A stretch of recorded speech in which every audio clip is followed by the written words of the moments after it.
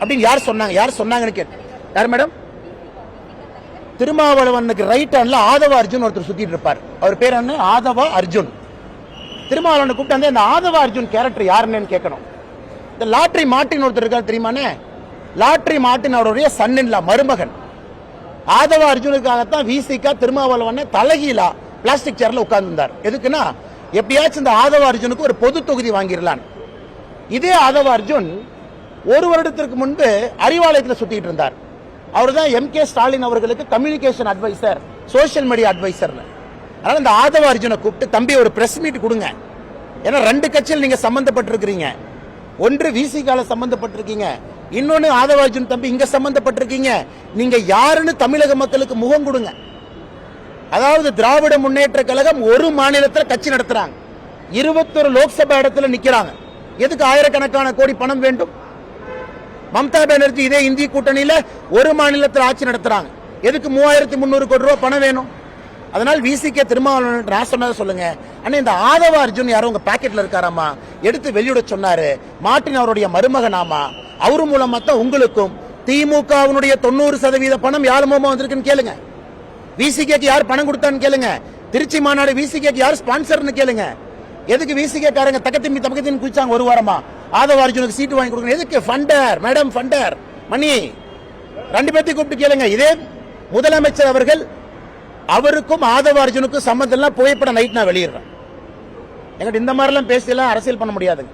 முதலமைச்சர் வந்து எனக்கும் ஆதவ அர்ஜுன் தெரியாதுன்னா நைட்டு புகைப்படம் வெளியிடுறேன். விசிகே எனக்கு ஆதவ அர்ஜுனுக்கு சம்பந்தம் இல்லைன்னா நைட்டு புகைப்படம் வெளியிடுறேன். ஆதவ அர்ஜுன் யாருங்கிற கேள்வியை 10 கண்டுபிடிச்சிட்டீங்கன்னா இந்த எலக்ட்ரல் பாண்டினுடைய ராணுவ ரகசியம் சீக்கிரம் வெளியே வந்துருச்சு.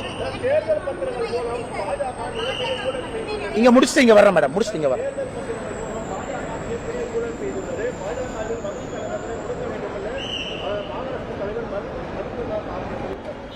முடக்க சொல்லுங்க. சுப்ரீம் கோர்ட் இருக்கு, எலெக்ஷன் கமிஷன் இருக்கு. ஏன்னா அவர் முடக்க சொன்னா வேண்டான்னு சொல்றதுக்கு நான் யாருன்னு? அவர்கிட்ட என்ன புகார் இருக்கு, என்ன முகாந்திரம் இருக்கு, என்ன எவிடன்ஸ் இருக்கு? டெல்லியில தான் இருக்காரு. சுப்ரீம் கோர்ட்ல போய் பெட்டிஷன் போடலாம், எலெக்ஷன் கமிஷன் ஆஃப் இந்தியால போய் அப்ளிகேஷன் கொடுக்கலாம். போய் முடக்க சொல்லுங்க. வேண்டான்னு சொல்றதுக்கு நான் யாரு? பத்திரிகையில ரிலீஸ் பண்ண சொல்லுங்க, பத்திரிகையில் ரிலீஸ் பண்ண சொல்லுங்க. என்ன இருக்கோ பத்திரிகை நண்பர்கள்ட்ட கொடுக்க சொல்லுங்க.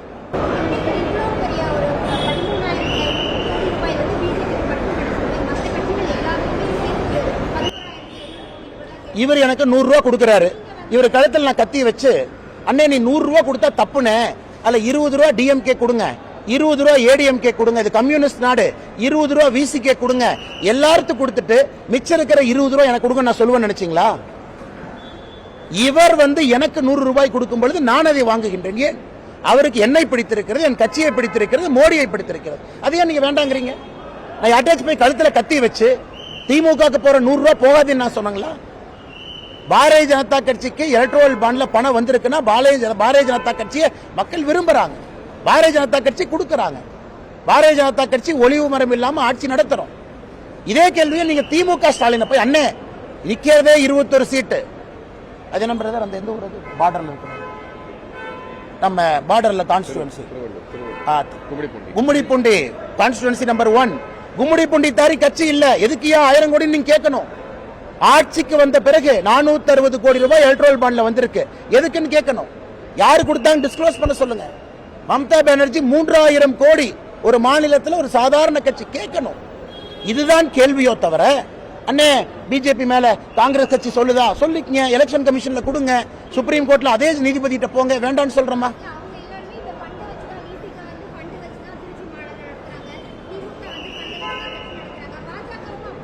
5500 கேண்டிடேட்டுக்கு இந்த அண்ணாமலை, 5500 உள்ளாட்சி பிரதிநிதிகள் கேண்டிடேட்டுக்கு இந்த அண்ணாமலை செக் மூலமா பணம் கொடுத்திருக்கேன் மாநில தலைவரா. எவனாச்சும் வர சொல்லுங்க, தமிழ்நாட்டில் அரசியல் கட்சி வர சொல்லுங்க. சேலஞ்ச் பண்றேன் உங்களுக்கு மேடம், சேலஞ்ச் பண்றேன். 5500 உள்ளாட்சி பிரதிநிதிகளுக்கு செக் மூலமா வெளிப்படையாக பணம் கொடுத்து உள்ளாட்சி தேர்தல் நடத்தி இருக்கோம் நாங்க.